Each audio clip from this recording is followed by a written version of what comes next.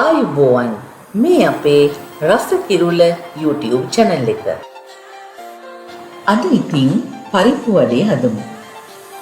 බොහොම ඉක්මනින් පරිප්පු වඩේ හදාගන්න විදිය මම ඔයාලට කියලා දෙන්නම්.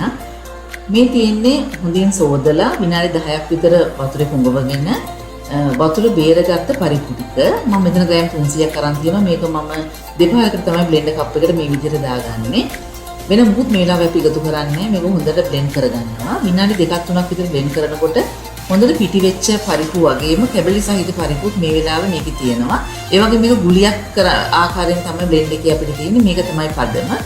මම ඊළඟ පරිප්පු ටිකත් මේ විදිහට දාලා හොඳින් බ්ලෙන්ඩ් කරගන්නවා. දැන් පරිප්පු ටික ලෑස්ති. මම මේකට ඊළඟට එකතු කරන්නේ සීනුව කපාගත්ත බීරුණු ගෙඩියක්, අවුමිරිස් කරල් කීපයක්, කරපිංචා, කෑලි මිරිස් වගේ මිරිස් කුඩුත් එකතු කරනවා. මෙතෙන්දි කෑලි මිරිස් කුඩු තමන්ගේ රස අනුව එකතු කරන්න. ඇත්තරම ටිකක් සැරට කන්න කැමති නම් ටිකක් වැඩිපුර එකතු කරගන්න පුළුවන්. ඊළඟ කහ ස්වල්පයක් වගේම රස අනුව ලුණු දාගන්නවා.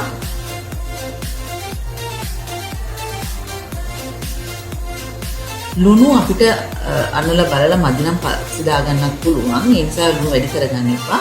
ඊළඟ මේ ටික හොඳට මම මේ විදිහට මිශ්‍ර කරගන්නවා. දැන් අපේ මිශ්‍රණය ලෑස්ති. ඊළඟට තියෙන්නේ මේකෙන් අවශ්‍ය ප්‍රමාණයට මේ විදිහට බෝල විදිහට හදාගෙන ඊට පස්සේ අතින් පොඩ්ඩක් මේ විදිහට තද කරපුවම අපිට වඩේ එකේ හැඩේ ගන්න පුළුවන්. මෙතෙන්දි වඩේ එක ගොඩක් ලොකු කරගන්න එපා. ඒ වගේම ඝනකම් කරගන්නත් එපා. ඒකට ක්‍රිස්පි ගතිය නැති වෙනවා. ඊළඟට හොඳට රත් කරගත්ත තෙල් එකකට දාලා මම මේ විදිහට වඩේ ටික බෙද ගන්නවා. කීපයක් එකපාර දාන්න පුළුවන් නිසා ඇත්තට මේ වැඩි බොහොම ඉක්මන්. දැන් මේක මේ පැත්ත මේ පැත්ත පෙරලමින් අපිට අවශ්‍ය ප්‍රමාණයට බෙද ගන්න ඕනේ.